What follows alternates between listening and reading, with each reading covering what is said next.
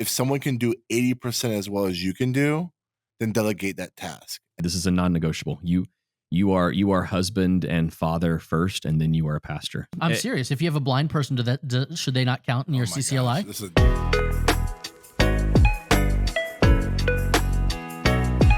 Welcome back to the Practically Pastoring Podcast. My name is Frank, and I am glad that you are here. The whole gang is here. You're here. Whether you're watching or listening, thank you. Up in Baltimore, Maryland, we got Jeffrey Simpson. Howdy, howdy. Down in Sumter, South Carolina, in the Library of Congress right now. It looks so good. Delmar Pete. Hello there. Next to me from Safety Harbor, Florida, we got Andrew Larson. Greetings, salutation, one and all. And down in Trinity, even though he's right next to me at Safety Harbor as well, we got Timothy Miller. Hey. Hey, guys, we have a great show for you today. We're going to talk about CCLI reporting numbers. That sounds really boring. But my favorite. If this was not a niche ministry podcast before, boy, is it ever now. Finally, worship pastors. Finally, us worship guys are getting some respect. It's all youth all the time. We're also going to talk about a certain person who went from chaplaincy into formal pastoral ministry and has concerns about the preaching routine. So before we do that, we are excited because we are almost a month exactly for the Practically Pastoring Conference. Plane tickets have been purchased. Speakers are planning on being here. We got swag being shipped in. We are very, very excited, and there's still time. If you are interested in being part of the Practically Pastoring Conference happening February 17th to the 19th here in beautiful Tarpon Springs, Florida, we are excited that you can come to it. PracticallyPastoringConference.com. Still the most affordable pastor conference in the world. We had someone sign up yesterday. It's not too late. It's not too late. Let's go. If we got you're a spot for you. And if you are interested in some codes to make it even more affordable, just reach out to one of us. We would love to hook you up. There's some great stuff going on. We're going to an amazing restaurant one of the nights. It's going to be pretty great. It's going to be amazing. We got we're going to I don't want to spoil anymore. Just know that you're going to want to be there. We may or may not have rented out a vintage arcade. Can I give something away? Oh, wow. It's all ours for hours upon hours. It's going to be a good time. It's going to be a good time. I'm stoked. PracticallyPastoringConference.com, February 17th to the 19th. Reach out to one of us if you need financial assistance or just want a good coupon code. But we hope to see you there. With that being said, we are also very excited because our sponsor, Church Merch, is going to join us. Merch for your church. They have been so generous. Not only are they helping provide so much of the swag for the conference, which looks awesome, by the way. Yeah. Really does. We're going to get some really comfortable T-shirts and some other cool swag. We are excited because by their support, we're able to make this conference, again, the most affordable pastors conference in the known universe. So we want you to check out Church Merch. If for your church merch needs, you can go to the link in the show notes or go to promotionsguy.com/church merch. All right, so let's dive into the show. Again, Reddit has been such a great source for questions, and there's actually been dialogue. Last week's episode, Andrew talked about putting your car under the church so that you don't have to pay for taxes or something. I was talking about someone who I knew who had done that. I would And I said, I don't know how I feel about this, but it's one of the... So you've got a friend. Well, he's dead. So, had a friend. I had a Past friend. tense. I had a Past mentor. tense. The IRS kill named him? Like, Andreas Larsenius. Completely different person. No longer alive, of course. Not him. Well, anyways, Reddit responded, I feel like your friend was a little shady with the car thing, but he is. Well, he's dead, so. What's the verse? As cunning as a snake or whatever? Something like that, sure. Yeah. That's why some of you are sick and dying, you know? Gentle as a lamb. Yeah. And then, it's exciting. Hopefully, if you're listening from Reddit, because you saw this in the show notes, we're glad that you're here. Join our Facebook group. There's a sentence we didn't think we'd ever say on here. Hey, who knew? It's great. It's great. So let's dive into this first question that I got from Reddit this week. The title is CCLI average attendance. Again, this is very niche, riveting, but I think it's going to go into a meaningful conversation. Can't wait of how you track attendance. All right. I'm presuming most of you use CCLI in your churches, and if you're not, you're stealing, you're lying, or something. Like I don't know. Andrew. It might be interesting to hear what your Or opinion is. you only sing All right. common domain hymn, public domain hymns. Oh, that's true. That is Or true. you're That singing is all true. original songs. Or all Or original, that. In How- which case, I don't want to. You're singing all the hymns before Chris Tomlin got a hold of them. Yeah. Yeah. How do you calculate your average attendance? Our weekly attendance hovers around 200, which is the threshold for a price increase. Do you use your average attendance from the last calendar year or the last 12 months? Or maybe just the month you renew? I already clarified with CCLI that only in-person attendance counts. I want to make sure I am being fair in my reporting, but don't want to pay more than we potentially have to. As always, the budget is tight. So this is something as a future church planner, I'm actually really interested. I know nothing about this. I know that churches pay CCLI. I didn't know it was an annual thing. I didn't know how it was based. So I'm interested to know like how that all works, because I bet you there's a lot of people who are in churches that don't know this side of it. But then I would like to know you guys' answer of how do you guys track attendance, and then what are you reporting? I think it depends. If you're growing, then you want to, you want to use the last year as an average. Whereas if you're declining, you want to use last week. You know what I'm saying? That way the number can stay small, and you don't have to pay as much. I'm just kidding. No, I think we use we just take the last 12-month average whenever I've done this, and just it is what it is. And if you're hovering, I mean, I don't know what to tell you other than keep your conscience clear. That's good. Yeah, I think this could also be a follow up with CCLI as well. We just went through this with the reporting structure. I actually don't remember what we put on there because I'm not the one who does the final like, all right, this is signed and we've paid this. I just remember our worship leader saying, hey, we've got to renew this. So I think it's our office administrator who takes care of this. We have to renew it, and by the way, it's way more expensive than it was last year. Yeah, and again, I believe it's, and this is probably a CCLI question. I believe it's in-person attendance in the worship center, right? Like not kids ministry, Okay. not the nursery. So I think you have to factor in. Yeah, I think that's the one Like- caveat to like this. It's basically Factor the those- number of people that are looking at your screens. people in singing the the room songs. looking at listening to those songs. Yeah, I and think that's right. hopefully during COVID, So- you upgraded your CCLI anyway, because there's a different license that covers live stream There is a streaming license that you purchase. that your standard CCLI that you could use 7 years ago, pre-COVID, didn't cover. And so that was a big thing when COVID started, that churches started to add on the streaming to the songs. And then I believe there's another license on top of that for if you're going to be storing your streamed services so people can go back. So there's one license for here it is live, and there's another one for Does it like an Yeah. archive. does it matter how many people are receiving your stream? Like if you got 2,000 people versus 20 people watching your stream, is it a flat fee? I believe the streaming license is a flat fee. Am I wrong? We Yeah, and if just you- renewed, but if again, you I don't used- remember the actual structure. If you use multi-tracks, or like if you use tracks in the service, you got to have the streaming license, and those are streamed. You got to have the streaming license too, Yep, on that's top correct. of paying for the tracks. So Yeah. Can I ask a more nuanced question that goes beyond the finances? So let's just say we're singing a mainstream song, but for whatever purposes they want to alter like a couple words of it. Are you allowed to do that with CCLI, or is that you can't? Like, how would you navigate that? pick a different song. Like literally, you just can't do it. no. Are you saying I'm like, not saying you can't do it. I'm saying your, why. Your No, praise team It's wants not like to there's any one song add a that's unique so. tag or something.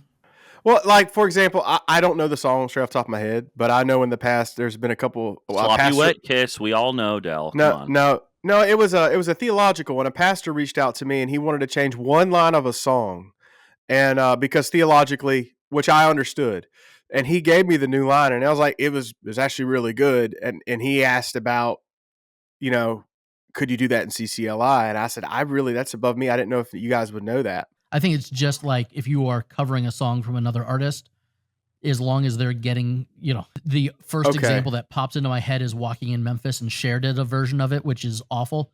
But Of course, you would know that. I love Walking in Memphis. It's one of my favorite songs. No, the part that I- Cher covered it.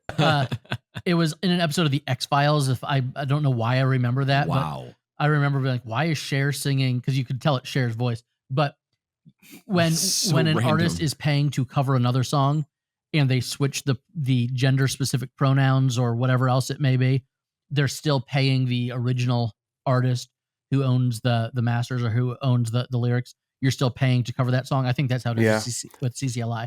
You're Well, I not- do know this. You don't have to pay them to change. You don't have to pay them for the work that you're doing. You have to pay them Okay, that's for the fair. creative license that you're using their work. Well, and I think a lot of pastors, myself as well, didn't know that CCLI, it's not like a blanket copyright waiver in the sense that, if I'm not mistaken, that artist has to be registered with CCLI. And if they're not, you can't do it. Like you can't just go play some indie artist who's trying to make money who's not registered with CCLI. If I'm not mistaken, correct me, Jeff, if I'm wrong. I think that's the case. And I mean, I ethically wouldn't necessarily want to do that knowing that they weren't going to get some kind of recognition or a cut. Now, I have a question for you guys that's popping into my head with having to do with reporting.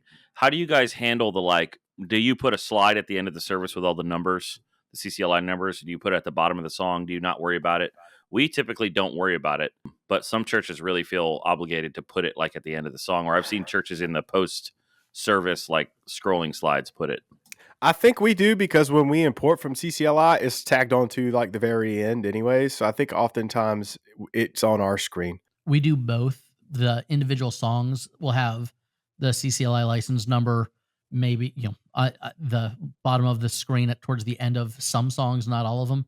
But in our pre-service announcement scroll, we have our CCLI license in there. And I think that's a carryover from COVID, because we had just updated our license because we got the letter of, hey, if you're live streaming, it doesn't cover this, and this, and we will be. No, you are. Yeah, and we're checking in on Yeah. churches' live streams, so we put that in. Here's my question: in the early 2000s, when I was at the megachurch up the street, who covered Hoobastank's "The Reason" to kick off a service, Great song. how does CCLI work with that when you're doing the whatever pop song to kick off? Or how is that different than the guy at the local bar who's playing cover songs all night?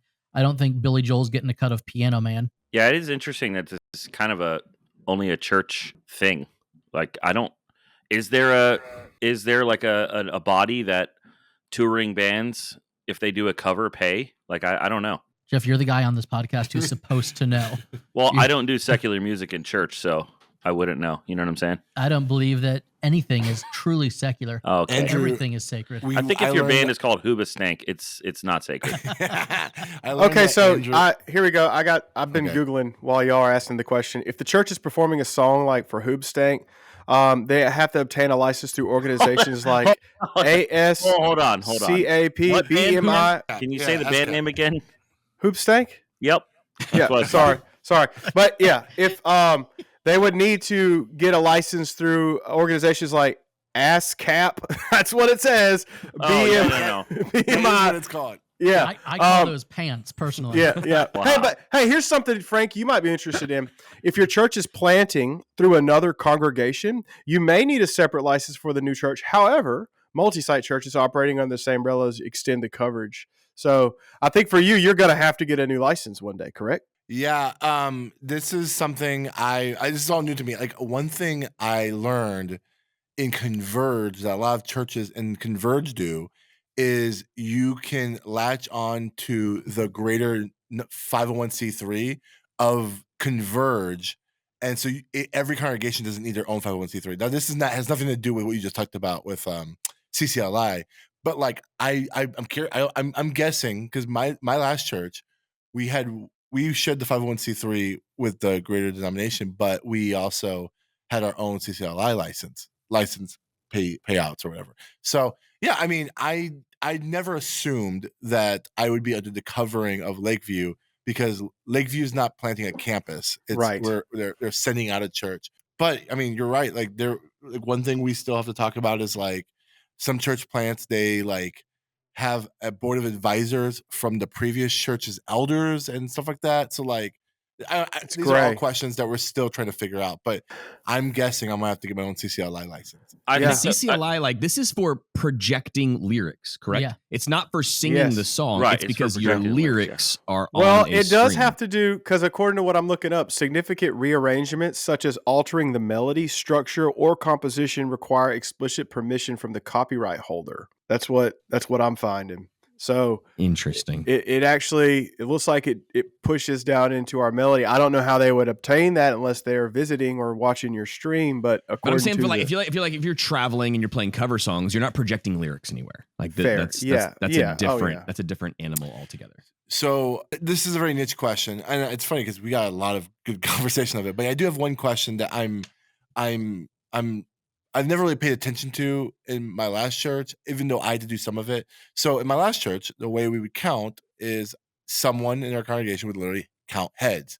I know Planning Center has an app called Head Count, which ties into your greater numbering counting system within Planning Center. But like this past Sunday, I saw someone literally counting heads at Lakeview and then counting I guess the check-ins from the kids ministry. Jeff and Andrew, I'm guessing you guys literally just someone counts the heads. Yeah, I count heads. Yeah. I count heads during the second song, and then I pull up streaming numbers after the service. What, you were the head counter too? All right, we need to talk to Andrew about delegation because there's no way you can count heads. That is the easiest volunteer position ever known me and to Tim man. also found out that no one from their congregation even cleans up this property either. Like I was picking up trash outside. Andrew, if there's more than 3 people here, you should not be head counting. Like there's no way, right? Am I wrong? Absolutely I feel right. like I have if I go stand. So in the your back argument of the room is for if 5 I can minutes, do it, I might as well do it. There's If literally every nothing you pastor can said say that, here to be right, Andrew. You should My not be argument- counting heads. My You're argument not. is if I go stand in the back of the room after announcements or whatever, no one's gonna blink an eye. If somebody else gets up in the middle of a song and goes and stands in the back of the room, unless and hear me out, unless you've designated them to do this every week and it's normal. and they sit in the back of the room Okay, too, that's- because they know they're going to be counting. Jeff, how do you do it? I delegated an older lady in my church to count heads. Now, here's the funny part that probably Andrew doesn't have an issue with. does she round up at least? No, she doesn't round. Count? She doesn't round. She subtracts. Depends on the sermon. She doesn't know who all the new people are. So every week I have like a little bit. She's flustered a little bit when she leaves, and it's like, all I could get was a head count, and I'm like, that's cool. That's all I ever asked you for. So Now- she used to have a list of all the members and check people off. Oh, wow. And which I was cool. fine. I was great, But we have a couple people in the church who are like so good at knowing when someone wasn't here. It's 50 or 60 people. It's not hard to tell when someone's not there for a couple weeks. That I quit worrying about like taking attendance for the adults and just give me a head count, and then I just kind of depend on the people that know, hey, my friend hasn't been here for a couple weeks. We should check in on them, kind of thing. Well, So I want to ask you something about counting. So let's just say you're running multiple services and you have, I'm just throwing a number out there, 15 to 20 people who are in both services because they're serving. Maybe they served in tech on the first service and they worship the next service. Do you double count those people? So here's how we do that. In the Head Counts app that we use, we have adults in worship, kids ministry, online, and volunteers. This PCO? Yeah. So we have those categories. So volunteers is its own head count. So we will do a total worship service head count and subtract that with the total number of volunteers. So total service minus volunteers. That way no one is double counted. Volunteers are counted separate and they're only counted once every Sunday. Does that make sense? I think if you're just we know they're all going to church. They're counted once as a volunteer, not as and they're counted once as an attend. If someone goes to 2 services, so like if there's a volunteer in Kidsmen, and then the next service they go to worship, they won't be counted again. They'll be counted as a volunteer in the first one, and then it's an attender in the second one, right? If they volunteer on that Sunday, they're in a volunteer database. Okay. Gotcha. Yes. And according to CCLI, gotcha. you are paying for the number of unique individuals engaging in the service. So according to where I'm looking, they're saying that you would do what Tim's doing. They only get counted once. That is Some accurate. churches like to count them twice because it says a different. What That's if a you whole have a different blind story. person? Double counting is fun. I'm serious. If you have a blind person, should they not count in your Oh my CCLI? gosh, I'm going to ask ChatGPT that one. Oh my! Is it because they can't see the projected lyrics? Oh my gosh, Andrew, That's dumb. that's the dumbest thing. Or- If your praise team you know is what, looking Andrew? at the You know chart what, on their Andrew? iPads, You know what, Andrew? You should make the blind person in your church count for you, because that would make sense. But again, Now, to finish what I was saying earlier, we use check-ins for our kids question as well. So we That's take great. the total that the lady who just does it on paper, because there's no way I'm teaching her how to do it on check-ins. She gives me like a total head count, and then my wife Amy, who I've delegated this to, because that's what you do when you delegate things. She volunteered to, like, I'll just enter it all in since I'm already checking in on the kids' attendance, and so she adds the kids' check-ins with the handwritten paper thing, because she counts it during the service, during the sermon, which our kids have already left the room for. So all the volunteers and the kids in the nursery and their volunteers, they're all accounted for in check-ins. The only people that are accounted for with paper and pen is the people that are sitting in the service during the sermon. Yeah, Andrew. Delmar. Also, ChatGPT, it dug into it and said, just for Andrew's sake, if they are engaging with the worship material, you have to count them, even if they can't read it. And then it suggested that you print them off song lyrics in Braille. Nice. Yeah, that was very, very un-DEI question of you, Andrew. I don't think we were just saying it's the people looking at the screens. If I wanted it to be un-DEI, I could talk about the adults with intellectual disabilities that attend our church. You don't have to, though. But You don't Wow. have to. I think that's another Wow. subject altogether. Do you remember when we were looking at this? Like, this question is going to take 30 seconds for us to talk about, and here we are, All right. Here we are. 12 hours later. Okay. Let's move on. That was funny. Okay, this is good. Hopefully, we answer every aspect of CCLI for this. And we clarified that it's pronounced hoobstank. Correct. Yes. ASCAP too. That reminds me of the camp that I used to go to in Brevard, North Carolina. They would tell us that they were having tube steaks for dinner, and it was just Yeah, hot dogs. buddy. But when I think of a tube steak, I'm now going to think of hoobastank. Nice. So I pulled a tube steak on my 3-year-old yesterday. She ordered a hot dog at Texas Roadhouse, and I said, "Oh, your tube steak is here," and she was like, "What?" Tube. It's great. All right, next question. The title is this: Moving from chaplain to preaching pastor. How do you handle the demands of preaching weekly? Welcome to real ministry, brother. Just kidding. Stop. No, chaplaincy's real ministry. It's super Yeah. real. It's very real. Yeah. Hey, brothers and sisters, looking for your experiences. I've been a hospital, hospice, and university chaplain. Hospital, hospice was focused highly on pastoral care, no preaching, regular hours, leaving work at work. University, isn't that nice? Leaving work at work, that's great. To do pastoral ministry and then just like leave it there, but you're dealing with the most intense thing every single day, which is hard. Well, if you're doing hospice, I don't want I to was say like, why you're and- leaving the ministry there. yeah, you're Okay. University chaplaincy was preaching maybe once or twice a month, inviting various pastors and speakers to share, which I think is beneficial for students and it would be for the church, in my opinion. It's true. I did have students reach out to me after hours, but most of my work was contained within my hours, my work hours. A lot of evening hours, though. I'm in a place now where I feel like God is directly calling me to pastor a church. An opportunity has opened up, but I don't know how I feel about preaching every week. It sounds brutal. I feel called to preach. I feel called to preach, though, which is why I feel like this might be a cross I need to bear. Maybe I just need to streamline my preaching prep, but I really spend hours and hours just praying and reading and studying and writing. I take it seriously, like many of you do, that on top of pastoral care sounds almost impossible. So cheers to you who do this for years on end. I guess I'm wondering how you all balance the preaching load with the rest of your pastoral care, not to mention your family. How did you manage your preaching in the beginning? It is exhausting, as I imagine. Is it joyful? Do you skimp some weeks? All stories and advice welcome. I'll start with this one. Even though I haven't done, I guess I did weekly preaching in student ministry, but when I was a campus pastor, That counts. I thank you. Counts. It's the first time anyone has ever counted that, so that's nice.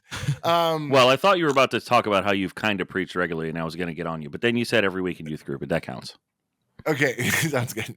When I was a campus pastor, my pastoral care skyrocketed, way more than even my youth ministry years. And I was on the preaching team, which meant I preached about a quarter of the time. Through this podcast, early on, like within the first year or two of this podcast, we read a book together called 8 Hours or Less. book club. That was a great book. And I would recommend to you to find 8 Hours or Less. It's a very thin, quick read paperback.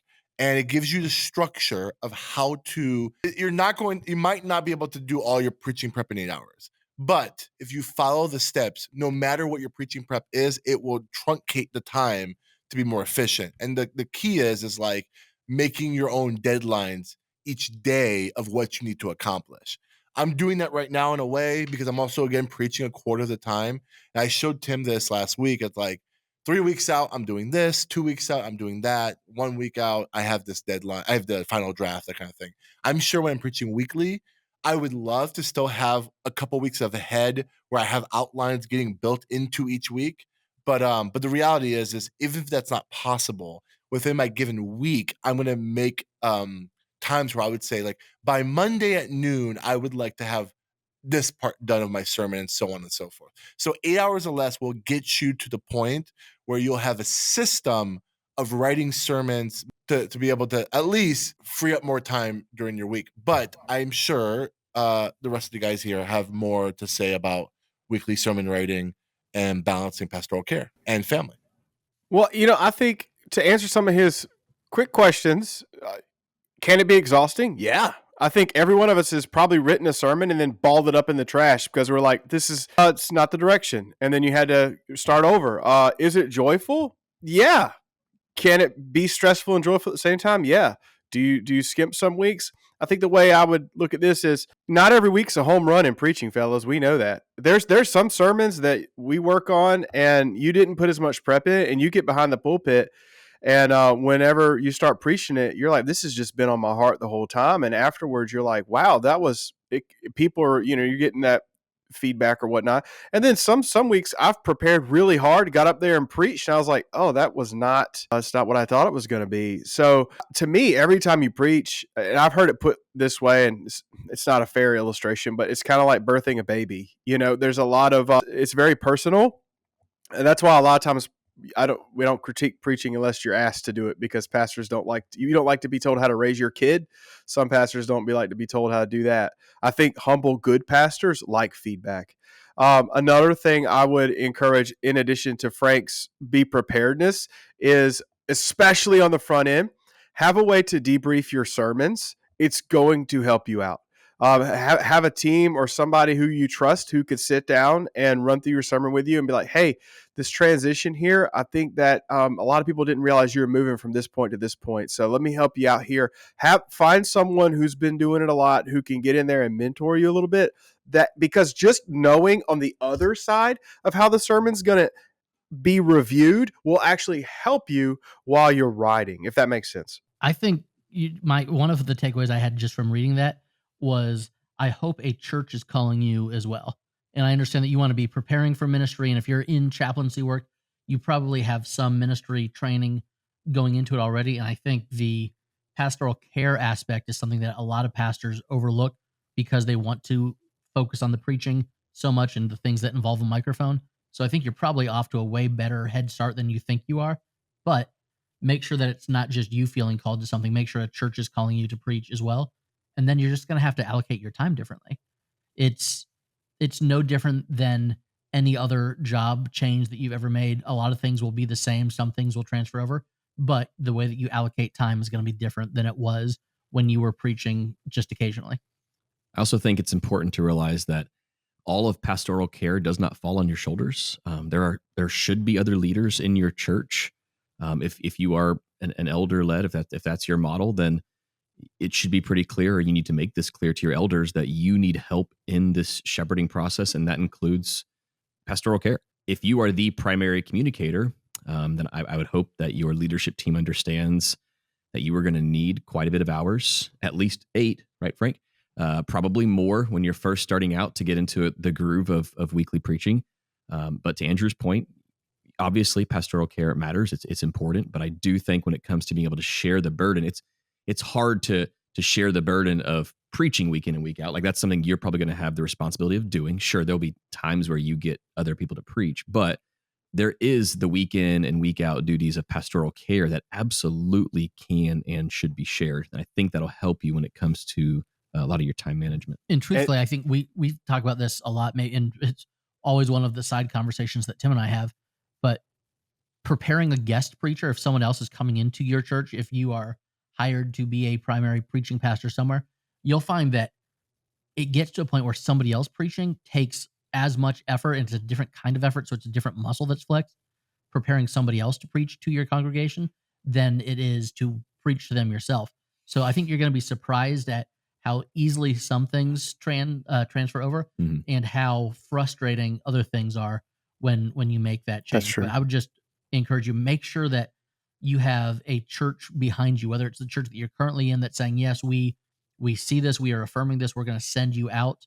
We're going to, the church that you're applying to, we are going to reach out to them, or the church that you're in is saying, yes, we want you to come and preach more often, because it's not about necessarily what you feel God is doing within you. It's the church affirming what God is doing. There's also this within you. question of family life that I don't think we should skip over. Good point. This is a non-negotiable. This is a non-negotiable. You are husband and father first, and then you are a pastor. So I hope you're very, very careful here, whether that comes to protecting your day off, or making sure you have a routine where you know which days you're going to be available, and it's just going to be for your family. Which, again, as pastors, this is tricky. That day's going to have to shift from week to week because, I mean, Jeff looks great because he's probably going to preach a funeral soon. Like, stuff happens, people die, and our schedules get moved around. But our family is the one that God gave us, and we have to make the necessary sacrifice of making sure we're present and being there for our families. Yeah, and I think, to tack on the back of that, sometimes as a pastor, we think that if we put in more and more time doing pastoral care, that we're better pastors. And I just want to offer, our primary, which this guy probably knows this, his primary role is at home, pastoring his family. And it's really easy to get hung up and go out and meet with congregants in the afternoon and the evening, because that's when they get off of work, especially since you're coming from a background of pastoral care. It may be your tendency because that's what you know. So what I would encourage is, maybe instead of just doing what you know, obviously you want to do pastoral care because you're trying to learn your new congregation, but teach what you know to your deacons or elders, whoever's at your church.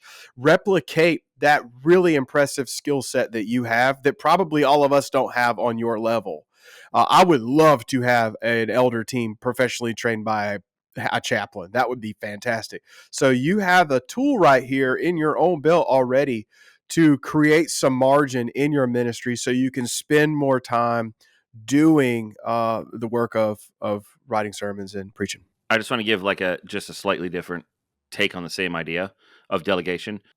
One of the things that I think you should be trying to work for in terms of your role among the other leaders of your church is what we call parity, meaning that everybody's equal. You should be working against any sort of culture of you're like the superstar of the church, or you're the big fish in the little pond of the church.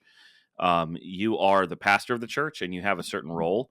But one of the things about pastoral care that can be really cool is it's not just about you protecting your time and you making sure you have enough time to prep your sermons and be with your family.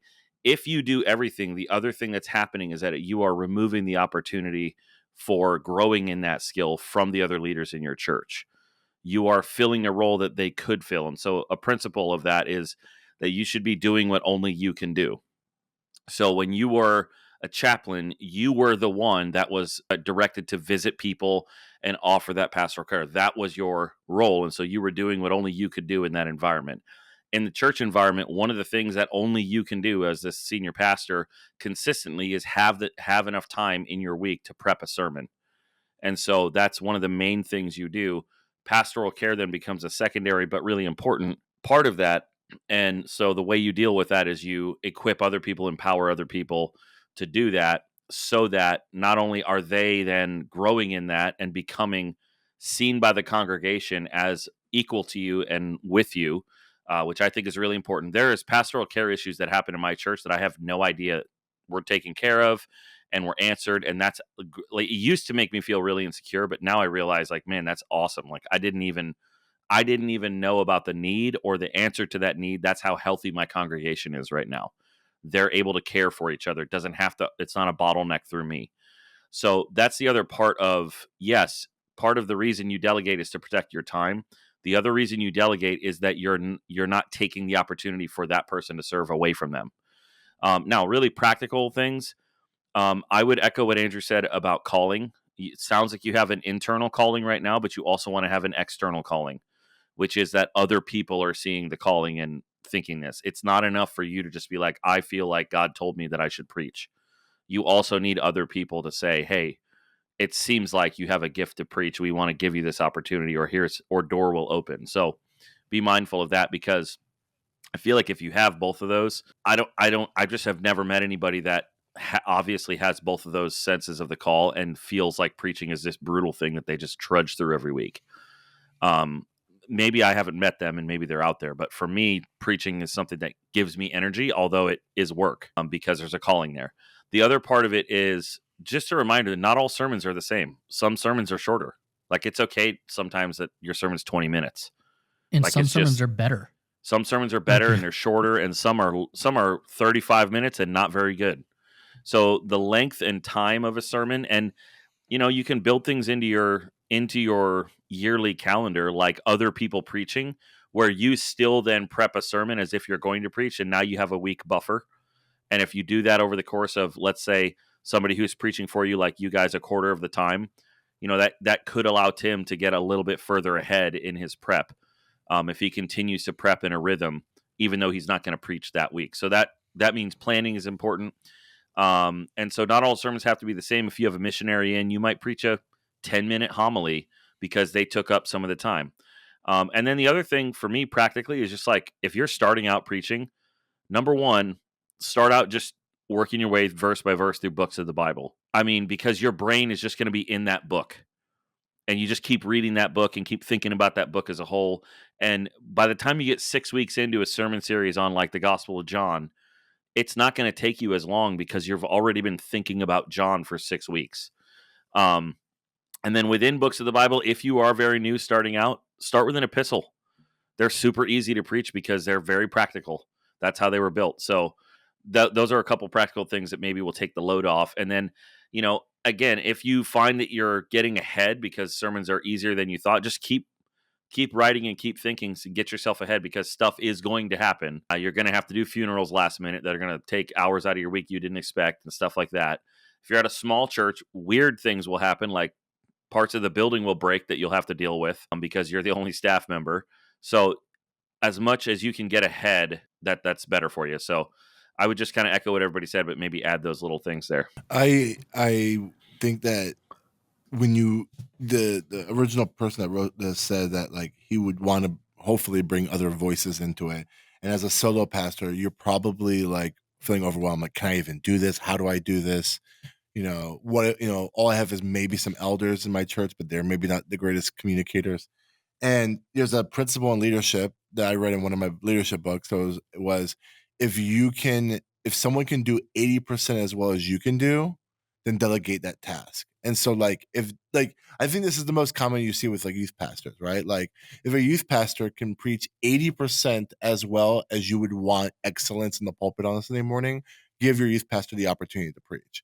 And so maybe you can develop those elders, those other communicators in your church, to be at least 80% of what you would expect on a Sunday morning, and allow that to be what it is. And then that gives you the space to give you more time to get ahead or things like that. So, yeah, I think this was a great episode. This was really good. Surprising. If you Just surprising that it was a good episode. I read those questions like, man, Frank is really mailing it in this week. No, man, Reddit gives us the good stuff. So hopefully you have been benefited from this episode, from these shows in general. If you're on Reddit listening or watching, thank you for being a member of that. I don't know what they're called, subreddits and stuff like that. And if you're in the Facebook group, we're still looking for great anonymous questions. Some of the anonymous questions lately on the Facebook group have been good, but they're kind of like completed. They've become, you want great. I was trying to say they're like completely answered in the comments. Like, we have nothing else to add to it. And so I'm waiting for like that next big, like someone asked questions about like a Disney trip, like how to plan a Disney trip or Universal trip. And it's like, I don't know if we'll do an episode on that, but I'd be glad to answer that. From Disney World. We should do an episode from Disney World. That'd be so fun. So anyways, next week is Martin Luther King Day, but we will have an episode for you fresh in that morning. So hopefully you come back next week. And again, practicallypastoringconference.com. We would love for you to be at the Practically Pastoring Conference. With that being said, I'm Frank Gill. I'm Jeff Simpson. I'm Delmar Pete. I'm Andrew Larson. And I'm Timothy Miller. This is Practically Pastoring. See you next week. Bye.